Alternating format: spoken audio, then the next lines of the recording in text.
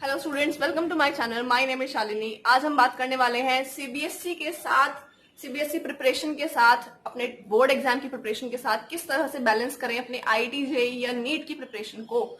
बच्चों, ये बहुत बच्चों का क्वेश्चन होता है कि मैम टाइम मैनेज नहीं हो पा रहा है, हम दोनों स्टडीज साथ में कैसे करें, हम 12th के बाद में ड्रॉप कर लेंगे अपना एक साल।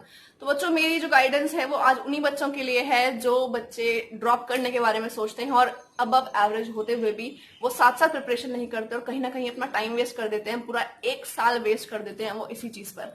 तो बच्चों, थोड़ा सा एफर्ट और लगाओगे तो आप साथ में प्रिपरेशन कर जाओगे, आपका एक साल बच जाएगा। तो स्टूडेंट्स, आज की वीडियो जो है इसी टॉपिक पे होने वाली है कि किस तरह से आप अपनी बोर्ड की प्रिपरेशन के साथ साथ कंपटीशन की प्रिपरेशन को बहुत अच्छे से कर सकते हैं। तो स्टूडेंट्स, ये वीडियो आपके पेरेंट्स के लिए भी होने वाली है। पेरेंट्स को भी जरूर कहें इस चीज को देखने के लिए, क्योंकि कहीं ना कहीं आपके ऊपर ही प्रेशर होता है। जब आपके स्कूल में अच्छे मार्क्स नहीं आ रहे होते हैं तो आपके पेरेंट्स बोल रहे होते हैं कि भाई तुम लोगों को कोचिंग भी करा रहे हैं, तुम्हारे कोचिंग में भी अच्छे नंबर नहीं आ रहे हैं और यहाँ भी अच्छे नंबर नहीं आ रहे हैं, तुम पढ़ ही नहीं रहे हो। तो ये आपके ऊपर एक कहीं ना कहीं प्रेशर होता है। तो मेरी वीडियो उन पेरेंट्स के लिए भी है जिनके बच्चे इस बार देखने वाले हैं 11th, जो बच्चे इस बार एग्जाम देने वाले हैं बोर्ड का और साथ साथ कंपटीशन का एग्जाम भी देने वाले हैं। तो पेरेंट्स के लिए भी ये वीडियो होने वाला है, इसको बहुत ध्यान से देखें और अपने बच्चे को थोड़ा सा रिलैक्स करें, उसको समझने का टाइम दें, मौका दें। तो स्टूडेंट्स, चलिए बात को शुरू करते हैं। पहला पॉइंट मेरा यही है कि सीबीएसई में भी आप एनसीईआरटी को फोकस करते हो एंड अपने आप एंट्रेंस एग्जाम में भी आप एनसीईआरटी को बहुत अच्छे से फोकस करते हो। जब एनसीईआरटी पढ़नी है, दोनों जगह आप पढ़ रहे हो, तो what is the difference? Difference कहाँ आ जाता है? तो बच्चों, डिफरेंस आता है कुछ टॉपिक्स की वजह से। कुछ ऐसे टॉपिक्स होते हैं जो आपके स्कूल में आपको नहीं पढ़ाए जाते हैं या उन पे इम्पोर्टेंस नहीं दिया जाता है, एंड वही टॉपिक्स आपको कोचिंग वाले टीचर्स जो होते हैं आपके कोचिंग इंस्टीट्यूट्स में, जहां भी आप प्रिपरेशन कर रहे हो ऑनलाइन या ऑफलाइन, आपको वो टीचर्स पढ़ाते हैं। तो आपको लगता है भाई कोचिंग वाले टीचर ने क्या ही पढ़ा दिया, हमने तो ये स्कूल में पढ़ा ही नहीं। तो बच्चों, स्कूल वाले टीचर आपको सिर्फ सीबीएसई से फोकस्ड रहते हैं, वही आपको सिर्फ एनसीईआरटी का इंपॉर्टेंट पोर्शन पढ़ा देते हैं, जहां से क्वेश्चन आने की चांसेस होते हैं उतना ही पढ़ाते हैं। बट जो आपके आईआईटी जेईई के टीचर्स होते हैं वो किसी कंसेप्ट को, या जो नीट के टीचर्स होते हैं वो आपको किसी कंसेप्ट पे एडिशनल कोई इन्फॉर्मेशन है जो आपके एनसीईआरटी में सिर्फ डिस्कशन करके छोड़ रखा है, एंड उस पर न्यूमेरिकल्स हैं, बहुत सारे इफ एंड बट वाले पॉइंट्स हैं, एक्सेप्शंस हैं, वो नहीं पढ़ाते हैं। तो वो आपको आपके कोचिंग के टीचर्स पढ़ाते हैं। तो बच्चों, आपको क्या करना चाहिए? आपको स्कूल टीचर से जो पढ़ा रहे हैं वो पढ़ो, बट आपके कोचिंग के टीचर जो पढ़ा रहे हैं उन टॉपिक्स को, जो स्पेशल टॉपिक्स हैं, जैसे मैं एग्जाम्पल देके समझाना चाहूंगी आपको, तब आपको क्लियरली समझ में आ जाएगा। एक टॉपिक है बच्चों आपका ऑर्बिटल्स वाला, आपके 11th क्लास में चैप्टर 2 है स्ट्रक्चर ऑफ एटम, उसमें एक टॉपिक है एटॉमिक ऑर्बिटल्स क्या होते हैं। तो ऑर्बिटल सिर्फ समझाया जाता है कि sp-df ऑर्बिटल हो गए, ठीक है, फिर इलेक्ट्रॉनिक कन्फिगरेशन समझा दी जाती है। कभी भी आपको स्कूल का टीचर जो है वो आपको वो ऑर्बिटल्स की शेप क्या हुई, नोड्स क्या होते हैं, किस तरह से नोड्स, डिफरेंट तरह के नोड्स होते हैं, क्या उनका फॉर्मूला होता है, क्या इमेजिनेशन होती है, वो कभी नहीं करवाता है। बट जो आपको कोचिंग का टीचर होगा वो करवाएगा भी और वहां से क्वेश्चन आपके एंट्रेंस में भी आएगा भी। तो स्टूडेंट्स, आपको ये चीज समझने की है कि किस टॉपिक को कहाँ से पढ़ना है। तो बच्चे यहीं पे कंफ्यूज हो जाते हैं, वो सोचते हैं कि टीचर जो है बहुत हाई फाई पढ़ा रहा है कोचिंग वाला, हम साथ में कैसे बैलेंस करेंगे, तो हम क्या करेंगे, ड्रॉप कर लेंगे। तो बच्चों, जब आप ड्रॉप करते हैं तो आप 11th-12th का ही सिलेबस एक साल में कवर करने की कोशिश करते हैं, जिसमें वही चीजें आप रिपीट करते हैं, काफी सारी 70% चीजें रिपीट करते हैं और 30% चीजें जो है वो अलग पढ़ते हैं। तो वाई टू वेस्ट 1 ईयर, एक साल क्यों वेस्ट करना? आपसे इतने सारे स्टूडेंट्स आगे निकल जाएंगे जब आप एक साल अपना पीछे छोड़ देते हैं।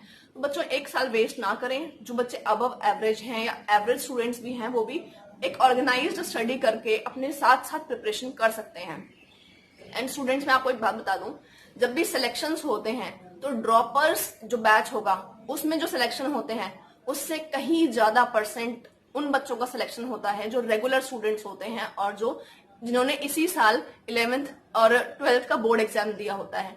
तो बच्चों, सिलेक्शन रेट जो है वो 12th के स्टूडेंट्स का ज्यादा होता है, रेगुलर स्टूडेंट्स का ज्यादा होता है as compare to droppers. Dropper बच्चे उतना अच्छा रिजल्ट रेट नहीं दे पाते हैं। तो आप ये क्यों सोच रहे हैं कि आप ड्रॉप करेंगे एक साल और उसके बाद में तैयारी करेंगे, तो वो चीज जो है वो सही नहीं होती है। ड्रॉप उन बच्चों के लिए सही है जिनका सिलेक्शन हो गया था, या जिनका सिलेक्शन जो है उनके मार्क्स थोड़े बहुत कम रह गए, या उनको अपनी पसंद का कॉलेज नहीं मिल पाया और वो इंटेलिजेंट बच्चे थे, उनके 90% मार्क्स आए हुए थे। वो बच्चे ड्रॉप करते हैं तो समझ में आता है कि उनको अच्छी ब्रांच चाहिए, अच्छा कॉलेज चाहिए, या पर्टिकुलर कॉलेज में ही एडमिशन चाहिए, अपनी रैंक इंप्रूव करनी है, उनका समझ में आता है। बट जिस बच्चे में जिसने तैयारी ही नहीं करी और फिर वो ड्रॉप कर रहा है, तो उसके लिए थोड़ा सा ये टाइम वेस्टिंग वाला फैक्टर हो जाता है। और 1 साल के बाद जब आपका नहीं सिलेक्शन होगा, तब आप फिर सोचते हो कि यार मैंने टाइम वेस्ट कर दिया, इससे तो कहीं ना कहीं एडमिशन ले लेता तभी सही रहता। तो स्टूडेंट्स, इस चीज को आपको सही गाइडेंस की जरूरत है। आपको कोई सही में गाइडेंस देने वाला कोई पर्सन हो तो आप इस चीज को ढंग से समझ पाओगे। एंड नेक्स्ट पॉइंट मैं आपको बताने वाली हूँ, always practice questions questions questions. जितने क्वेश्चंस करोगे आप लोग, उतना ही आपका कंसेप्ट जो है वो बूस्ट अप होता जाएगा। बच्चों, जो बच्चे क्वेश्चंस प्रैक्टिस करते हैं कंटेंट पढ़ने के बाद में, उनका कंटेंट इतना अच्छा, उनका कंसेप्ट बन जाता है उनके माइंड में, तो आप बिना क्वेश्चन की प्रैक्टिस किए आप सोच ही नहीं सकते कि आप कोई भी एंट्रेंस एग्जाम को कंप्लीट कर लोगे। जो बच्चे टॉपर होते हैं या जो बच्चे निकाल लेते हैं एग्जाम को, क्लियर कर लेते हैं, वो बच्चे हर चैप्टर के 1000 से 2000 क्वेश्चंस टोटल करके चलते हैं। अब आप सोचोगे मैम इतने क्वेश्चंस लाएंगे कहाँ से? तो बच्चों, पहले आपने एनसीईआरटी करिए, फिर आपका जो रेफरेंस बुक है आप उसके पीछे एमसीक्यूज दिए होंगे उसको करिए। उसमें मान लीजिए 50 एमसीक्यूज हैं, आपने वो प्रैक्टिस कर लिए। ऐसा तो नहीं है आपको 50 के 50 एमसीक्यूज सॉल्व कर पाओगे, सारे आते थे, नहीं आते थे। जो आपके क्वेश्चन रह गए, आप उनको टाइम मिले तो टीचर से पूछ लीजिए, ठीक है। उसके बाद में आपने टीचर से बोलिए कि सर इस चैप्टर की मुझे कोई और बुक दे दीजिए, मैं उसके भी एमसीक्यू प्रैक्टिस करना चाहता हूँ। तो टीचर से कॉन्टैक्ट में रहिए, टीचर से आप दूसरी बुक ले लीजिए। बच्चों, टीचर के पास बहुत सारे पब्लिशर्स जो हैं वो बुक्स दे करके जाते हैं फ्री में ही अपनी पब्लिसिटी के लिए। तो आप में टीचर्स से कांटेक्ट में रहिए और उनसे कहिए कि आप हमें बुक दे दीजिए टू प्रैक्टिस मोर क्वेश्चंस। तो जो बच्चा जितने ज्यादा क्वेश्चंस प्रैक्टिस करता है, उसका कंसेप्ट उतना ही अच्छा हो जाता है। तो आप क्या करिए, एक पैटर्न सेट कर लीजिए कि आपको डेली के 100 क्वेश्चंस करने हैं। बच्चों, ये करना पड़ेगा आपको अगर आप 11th-12th में हैं। अगर आप एंट्रेंस एग्जाम को क्लियर करना चाहते हैं तो आप क्या करिए, डेली के 100 क्वेश्चंस करिए। अब मैं आपको ये नहीं कह रही हूँ कि आप बहुत सारा पढ़ लीजिए एक दिन में। आप क्या करो, एक बायो का टॉपिक पढ़ लीजिए, एक केमिस्ट्री का, एक फिजिक्स का पढ़ लीजिए। उसके बाद में आप उस टॉपिक से रिलेटेड आपको जो भी 3 बुक्स है आपके पास, उन तीनों बुक्स में से एमसीक्यूज कर लीजिए। आपके जितने क्वेश्चंस है आप उनको सॉल्व कर लो। उसके बाद में आप क्या करेंगे, आपको समझ में आएगा कि अच्छा इस टॉपिक में से ऐसा क्वेश्चन भी पूछा जा सकता है। तो क्वेश्चंस का तरीका, किस तरह से क्वेश्चन पूछा जा सकता है किसी टॉपिक में से, वो क्वेश्चंस करने से ही पता लगता है। और वो क्वेश्चन जब आप देखते हो कि ये क्वेश्चन आया हुआ है किसी एग्जाम में, प्रीवियस ईयर क्वेश्चन है, तो बच्चों आपको वहां पे क्लियर हो जाता है माइंड में कि इस चीज को ऐसे पढ़ने की जरूरत है, इसमें से ऐसे क्वेश्चन आता है। और जब आप क्वेश्चन नहीं कर पाते हो, जहां आप अटक जाते हो, वहीं आप टीचर के पास जाते हो, तो आपका ये समझ लीजिए आपकी वहीं प्रिपरेशन जो है वो उस टॉपिक की खत्म हो जाती है, क्योंकि आपने वो समझ लिया, आपने उसको उसके एक्सटेंट तक पढ़ लिया। नेक्स्ट हम बात करेंगे कि clear every topic every numerical. बच्चों, न्यूमेरिकल बहुत इंपॉर्टेंट है। न्यूमेरिकल और हर टॉपिक, हर न्यूमेरिकल करना आपके लिए बहुत जरूरी है। आप सीबीएसई के लिए तो करोगे ही न्यूमेरिकल्स। क्लास 12th में अगर आप हैं तो 3 चैप्टर्स हैं आपके पास, सॉल्यूशंस है आपके पास में, काइनेटिक्स है, इलेक्ट्रोकेमिस्ट्री है, उसके न्यूमेरिकल आपको करने ही है। उसी चैप्टर में से न्यूमेरिकल बनते हैं, बाकी तो सारा थ्योरेटिकल चैप्टर है क्लास 12th का। तो आपको न्यूमेरिकल्स जो है वो बहुत अच्छे से प्रैक्टिस करने चाहिए। न्यूमेरिकल्स के पॉसिबल वेज आप देख लीजिए, कितने बुक्स हैं आपके पास, उसमें से कर लीजिए।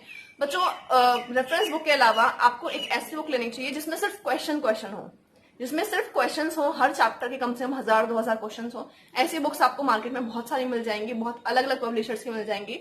अपने टीचर से पूछिए, आपके कॉन्टैक्ट में जो भी टीचर्स हो, या फिर आप मुझे कमेंट बॉक्स में कमेंट करके पूछ सकते हैं कि मैम इस पर्टिकुलर सब्जेक्ट के लिए कौन सी बुक को फॉलो करें। तो बच्चे, आप बुक्स जो है वो अच्छी अच्छी बुक्स फॉलो करिए। आप किसी अच्छी पब्लिशर की जिसमें मिस्टेक्स ना हो, जिसमें कोई भी एरर ना हो, ऐसे बुक्स लीजिए, उसके एमसीक्यूज प्रैक्टिस करना शुरू कीजिए। इससे आपका प्रिपरेशन साथ साथ होती रहेगी। आपकी सीबीएसई की प्रिपरेशन तो बहुत अच्छी चलने वाली है, 90+ आप स्कोर करने वाले हो, बट एंट्रेंस में भी आप कंपीट करने के लिए तैयार हो जाते हो अगर इस तरह से अपनी स्टडीज को करते हो। एंड नेक्स्ट बात होती है कि ऑर्गेनिक जो है उसको लास्ट में रिवाइज जरूर करें, क्योंकि बच्चे भूल जाते हैं ऑर्गेनिक को। जितना आपने पढ़ा है आप लास्ट में भूल जाते हो। जब आप पहले पढ़ के ऑर्गेनिक को रख दोगे और लास्ट में आप रिवाइज नहीं करोगे तो आपको चीजें याद नहीं रहेंगी। आपको पेज नंबर तो याद आएगा, पैराग्राफ भी याद आएगा, अच्छा उस पेज पे था, यहाँ दिया हुआ था, बट रिएक्शन याद नहीं आ रही है। तो बच्चों, ऑर्गेनिक को आप करिए, सबसे एंड में रिवाइज करिए। मान लीजिए कल एग्जाम है आपका, तो ऑर्गेनिक को आपको 4 डेज मिलते प्रिपरेशन करने के लिए, तो 3 दिन में सारी प्रिपरेशन कर लो and 1 day is fix for organic. Last में रिवाइज करिए ऑर्गेनिक को।